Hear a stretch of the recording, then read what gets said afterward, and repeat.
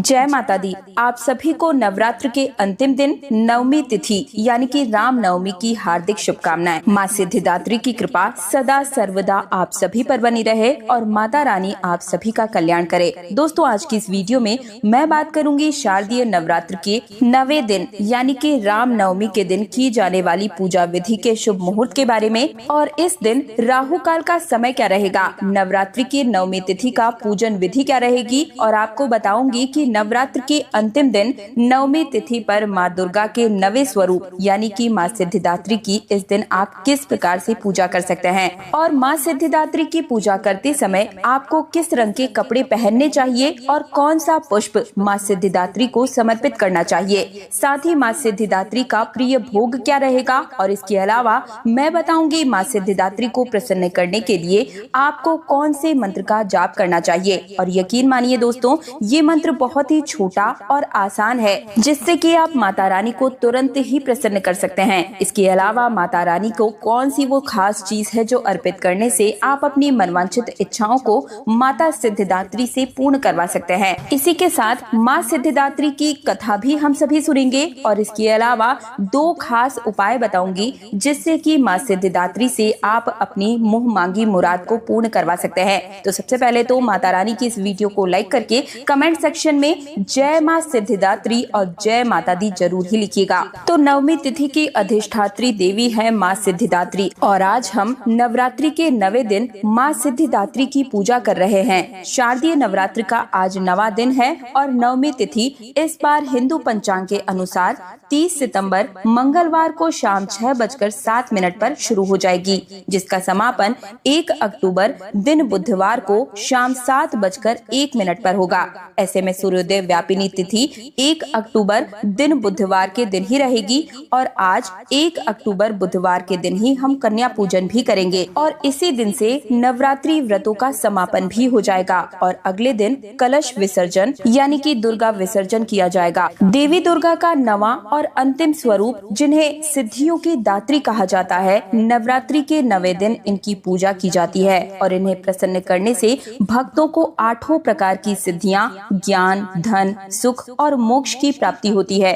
इनका स्वरूप 4 भुजाओं वाली देवी के रूप में दर्शाया गया है, जिनके दाहिने हाथ में चक्र और गदा तथा बाएं हाथ में शंख और कमल का फूल है। और ऐसा माना जाता है कि जब सृष्टि की रचना नहीं हुई थी तब माँ आदिशक्ति ने ही ब्रह्मा, विष्णु और महेश को ये सिद्धियां प्रदान की थी। माँ सिद्धिदात्री की संपूर्ण पूजा विधि और नियम जानने से पहले आइए जान लेते हैं आज के दिन यानी कि नवमी तिथि के शुभ मुहूर्त के बारे में। तो नवमी तिथि 1 अक्टूबर बुधवार को ब्रह्म मुहूर्त सुबह 4:46 से लेकर 5:34 तक रहेगा। सूर्योदय होगा सुबह 6:22 पर और सूर्यास्त का समय रहेगा शाम 6:10 पर। राहु काल की बात करें तो 1 अक्टूबर के दिन दोपहर 12 बजे से 1:30 बजे यानी कि 1:30 तक राहु काल रहेगा और इस दौरान न तो आप कन्या पूजन करें, न हवन करें और न ही कोई शुभ कार्य या कोई नई खरीदारी करें। राहु काल के दौरान आपको ये सब करने से बचना है। और जो भक्त कन्या पूजन करना चाहते हैं तो उन्हें आज सुबह 6:22 से लेकर 11:55 के अंदर ही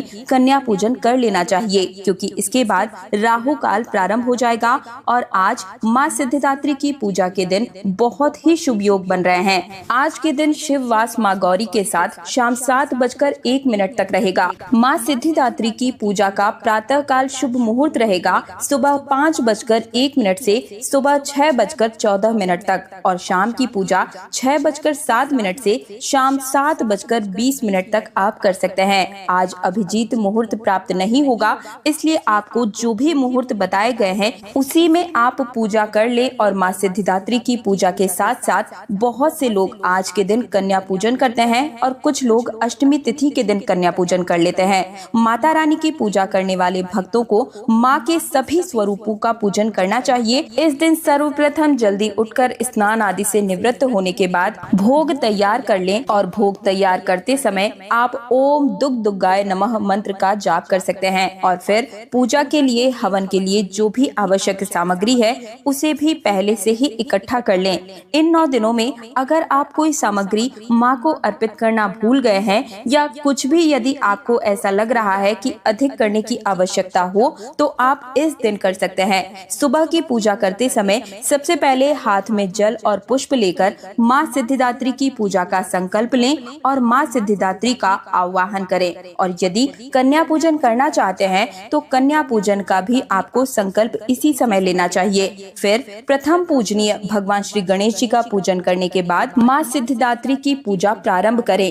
इस दिन माता रानी का प्रिय रंग लाल और गुलाबी है, तो इसी रंग के वस्त्र धारण करके ही आप पूजा के समय बैठिएगा और संपूर्ण पूजा में सामग्री जो आपको उपयोगी है उन्हें ले लें और ज्यादा से ज्यादा इस दिन कोशिश करें कि लाल रंग के जो पुष्प है वो माता रानी को समर्पित करें। लाल रंग के श्रृंगार की सामग्री, लाल बिंदी, लाल चुनरी, लाल चूड़ी आदि आप माता रानी को, और साथ ही इस दिन हो सके तो कन्याओं को भी लाल रंग के रुमाल और चुनरी आप गिफ्ट के रूप में जरूर ही दें। माता का पूजन करते समय मंत्र आप बोलें, ह्रीं क्लीं ऐं सिद्धये नमः। एक और मंत्र बता रही हूँ, इसके अतिरिक्त ये मंत्र है, या देवी सर्वभूतेषु माँ सिद्धिदात्री रूपेण संस्थिता नमस्तस्यै नमस्तस्यै नमस्तस्यै नमो नमः।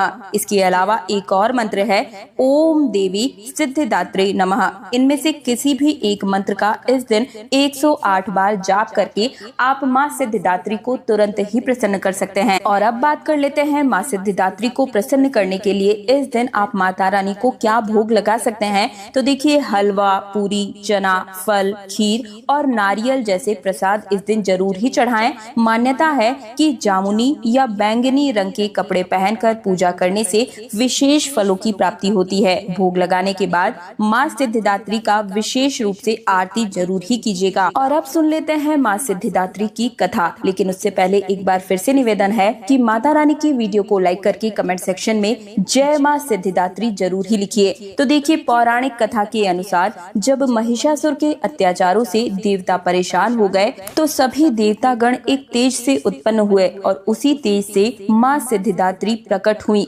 सिद्धियों की प्रदाता है माता रानी। देवी पुराण के अनुसार माँ सिद्धिदात्री ने भगवान शिव को सभी अष्ट सिद्धियां प्रदान की और इसी कारणवश वे अर्धनारीश्वर कहलाए। इसके अतिरिक्त उन्होंने ब्रह्मा जी और भगवान विष्णु को भी सिद्धियां प्रदान की। माँ सिद्धिदात्री हिमालय के पर्वत पर शिखर पर निवास करती है और उनका वाहन सिंह है। वे 4 भुजाओं वाली हैं और उनके दाहिने हाथ में कमल का पुष्प है। नवरात्रि के 9वें दिन माँ सिद्धिदात्री की पूजा करने से भक्तों को जीवन में कभी किसी चीज की कमी का सामना नहीं करना पड़ता है। यदि नवरात्रि में आप एक भी दिन अग्यारी नहीं दे पाए हैं तो आज माँ सिद्धिदात्री की पूजा करने के बाद सबसे अंत में सभी देवियों का ध्यान करें। माँ शैलपुत्री का, माँ ब्रह्मचारिणी का, माँ चंद्रघंटा, माँ कुष्मांडा, माँ स्कंद माता, माँ कात्यायनी, माँ कालरात्रि, माँ महागौरी और फिर माँ सिद्धिदात्री का ध्यान करते हुए आप 5 से 7 या 9 बार या फिर 108 बार आहुति दें। अगर आपने व्रत नहीं रखे हैं या केवल पहला और आखिरी व्रत भी रखा है और यदि आपका हवन करने का मन है तो हवन आप बिना पूजा उपवास करे भी कर सकते हैं। हवन करने के बाद आपको कन्या पूजन करना चाहिए और बहुत से लोग कन्या पूजन के लिए कन्याओं को आमंत्रित करके उसके बाद हवन करते हैं या माँ की आरती उतारते हैं। ऐसा करने से कन्याओं को और भी जगह जाने में देरी हो जाती है, क्योंकि आज के दिन सभी चाहते हैं कि देवियों का वास अपने अपने घर पर ज्यादा से ज्यादा स्वागत के रूप में कर सकें। ऐसा काम न करें जिससे आपको कोई दोष लगे। कन्याओं को तभी आमंत्रित करें जब पूजा का जो भोग है वो तैयार हो गया हो और आपकी पूजा पूरी तरह से संपन्न हो गई हो। और अब जान लेते हैं इस दिन किए जाने वाले 2 महा उपाय के बारे में। तो यदि आपके घर परिवार में कोई हमेशा ही बीमार बना रहता है तो इस दिन माता को मिश्री मिले दूध का भोग लगाकर परिवार के सभी सदस्य में थोड़ा थोड़ा ग्रहण करें। इससे रोग और मानसिक कष्ट दूर होते हैं। विद्या और बुद्धि के लिए आप 9वीं तिथि के दिन माता को घी का दीपक जलाएं और गन्ने या केले का भोग अवश्य ही चढ़ाएं। इससे विद्यार्थी और साधक को विद्या और ज्ञान की प्राप्ति होती है।